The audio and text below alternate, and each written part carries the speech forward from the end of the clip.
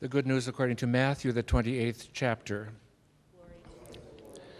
After the Sabbath, as the first day of the week was dawning, Mary Magdalene and the other Mary went to see the tomb. And suddenly there was a great earthquake, for an angel of the Lord, descending from heaven, came and rolled back the stone and sat on it. His appearance was like lightning, and his clothing white as snow. For fear of him, the guards shook and became like dead men. But the angel said to the women, "Do not be afraid. I know that you are looking for Jesus, who was crucified. He is not here, for he has been raised, as he said. Come, see the place where he lay. Then go quickly and tell his disciples, he has been raised from the dead, and indeed he is going ahead of you to Galilee. There you will see him. This is my message for you." So they left the tomb quickly with fear and great joy and ran to tell his disciples. Suddenly Jesus met them and said, "Greetings." And they came to him, took hold of his feet, and worshipped him. Then Jesus said to them, "Do not be afraid. Go and tell my brothers to go to Galilee. There they will see me." While they were going, some of the guard went into the city and told the chief priests everything that had happened. After the priests had assembled with the elders, they devised a plan to give a large sum of money to the soldiers, telling them, "You must say, 'His disciples came by night and stole him away while we were asleep.' If this comes to the governor's ears, we will satisfy him and keep you out of trouble." So they took the money and did as they were directed. And this story is still told among Jews to this day. Now the 11 disciples went to Galilee, to the mountain to which Jesus had directed them. When they saw him, they worshipped him, but some doubted. And Jesus came and said to them, "All authority in heaven and on earth has been given to me. Go therefore and make disciples of all nations, baptizing them in the name of the Father, and of the Son, and of the Holy Spirit, and teaching them to obey everything that I have commanded you. And remember, I am with you always to the end of the age." The good news of the Lord. I will just introduce this sermon a little bit. Everyone who is coming to participate, you don't have to be in any order, just random, stand up there, staggered and stuff. One of the fun things about preaching at Holy Trinity has been, go up there, David, you want to go on that so everybody can see? One of the fun things has been that I can do silly things and everybody thinks it's fine. I would be really bored if I had to go to a church where everything had to be just done just so properly and all that. I like to let loose a little bit. And so a few years ago, we did 3 Easter sermons based on game shows. The first one was Deal or No Deal, which we're going to repeat tonight. The second one was The Price is Right. I will never stop smiling when I think of Roy Rankin's bass voice saying, "Gene Goodwin, come on down." And she came screaming and running and hollering and was one of the contestants, along with Beth and Noel. And then the next year we did Jeopardy! Some of you weren't here for that. But the fun thing about Jeopardy! Was everybody participated. We had 4 categories: Matthew, Mark, Luke, and John. And we had 2 sessions, crucifixion and resurrection. And you know how Jeopardy! Works. You have the answer, and you've got to come up with the question, right? So there it was, Pilate. Ding. Who crucified Jesus? Right. We had so much fun doing that. But the most fun I had was this one, Deal or No Deal. And what we're dealing for is eternal life. And I'm going to do a little spoof on myself a little bit and a little spoof on you too. But you know how it is. You have to pick one number that is set aside, right? So Debbie, pick a number that we can put aside. Number 10.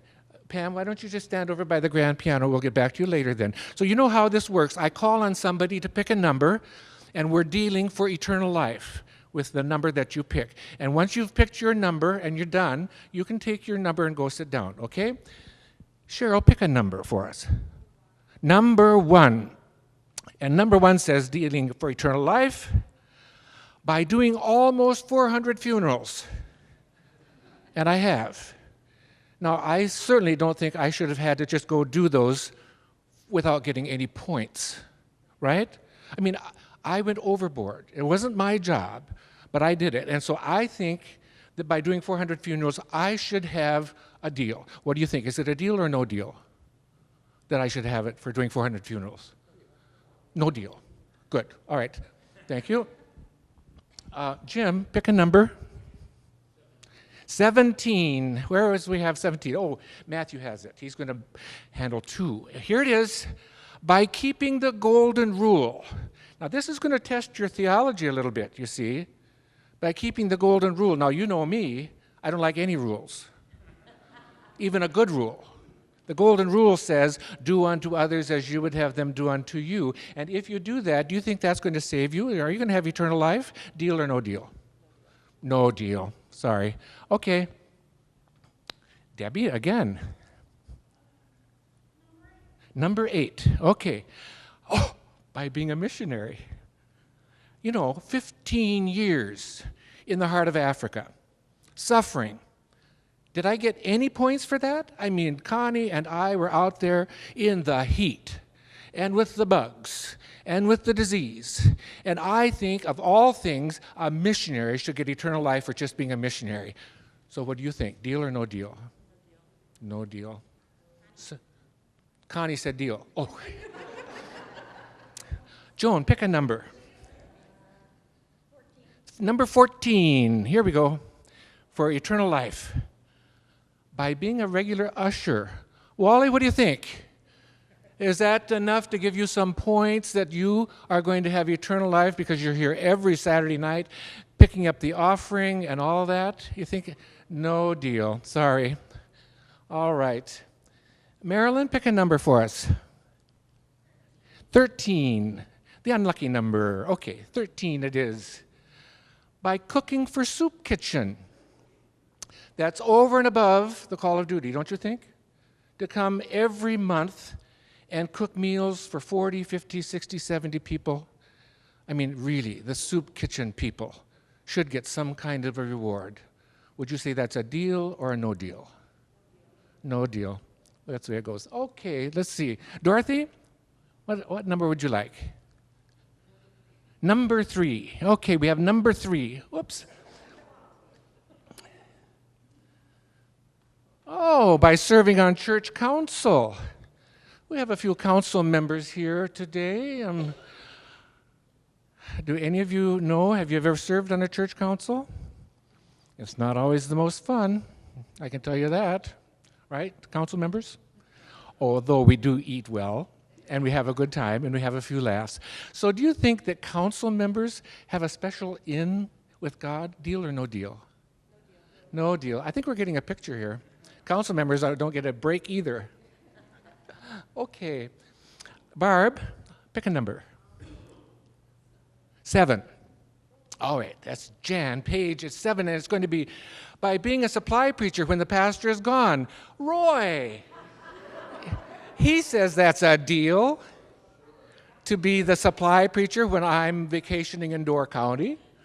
I think that's a pretty good, what do you think, deal or no deal? No deal. There goes works righteousness. Deb? 6, number 6. There's David. By planting the church garden with nothing asked in return. Michael Fetzer does that for us, and Linda Rock does that for us, and Heidi Homan does it for us. And they're out there digging in the soil and working in the flowers to make it look pretty and nice. Shouldn't they get something for that? They're not asking anything in return, no money. Would that be a deal or no deal? No deal. Okay, there we go. Donald, do you have a number? 2. All right, we got number 2. By retiring after 41 years of ministry. That should be a deal. 41 years. 41 years ago, Tuesday was my ordination. Now, I'm looking at you. Are you going to say that's not a deal? Are you really going to say that? Is it a deal or no deal? Okay, no deal. All right. Carol, what? 12? Number 12, Matthew. What do we have here? By making 500 prayer shawls. Now, I hope this doesn't get back to Shirley Simonson, who has made at least 250 all by herself. She's made a lot of prayer shawls. I would hate to have to be the one to tell her that it doesn't count. But prayer shawls, is that a deal or a no deal? It's a no deal. That's right. Sorry. Okay, we have a few left out there. Marilyn, do you have a number? 10. No, you can't do 10 because that's last. You have to do the ones that are up here. 10 is the last one. 16. By being a really good person. Now look at Cheryl Carner here. She's a really good person. She's nice. She helps people. She comes to church. You know, she does things. She's out in the community. And does that count for anything? I mean, really? Plug your ears, Cheryl. A deal or no deal? No deal. Sorry, Cheryl. Well, that's the way it goes. Fred? 15. By never missing worship services. I say deal for that. Any of you that never miss worship, I tell you that's a deal. You can count on that. But is attending worship the way to eternal life? Deal or no deal? It's no deal. Wally, do you have a number? 4.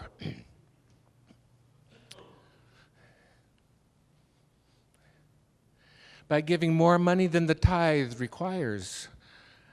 Don't tell Ken about that because he would say that's a deal for sure. If you give more money than you are required to give, Ken would be so thrilled and he would talk to God about that and try to get you a deal. But does giving money get you into heaven? Deal or no deal? It's a no deal again. Well, Wendy, you have a number? 11. By preaching about 600 weekends. That's me. About 600 weekends I preached. That ought to be worth something.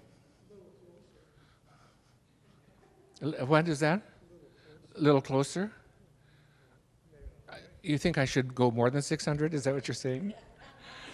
Well, I don't think preaching gets any points in heaven, especially for most preachers.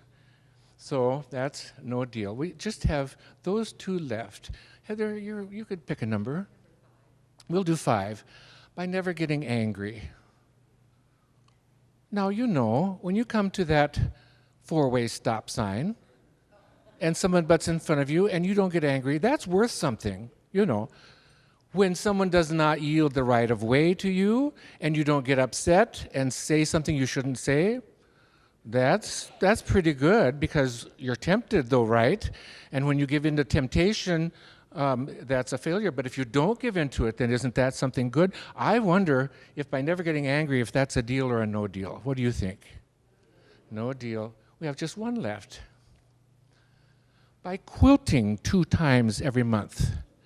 Dorothy and Marilyn and Adeline and all of those people are here quilting 2 times a month, making quilts for people to stay warm overseas, locally, nationally. They quilt 2 times. They come in here and work hard, back-breaking work over those tables and sewing and all that kind of stuff. So it should be worth something. Do you think it's a deal or a no deal? No deal. All right, Pam, come over here. So this is our last one. What is it that really is the meaning of why we get eternal life? You see, it's not about what we do. We can do lots of stuff. It's not about us. It is about God and what God does for us. And if ever that's the story of Easter, that's it right there in a nutshell. It's not what we can do, because we can never do enough. By not getting angry, by serving 15 years in Africa, by doing all kinds of good things, it still doesn't bring you to eternal life. Here's what it is. By the death and resurrection of Jesus Christ. That's the answer. That's the only deal we have to make, is to believe in Jesus, accept that Jesus died for the whole world, not just you and me, but for the whole world, came and walked among us, brought the good news of God to us. And the only deal that there is for us is to accept this deal, that Jesus died and was raised again. And that's my story, and I'm sticking with it. Amen.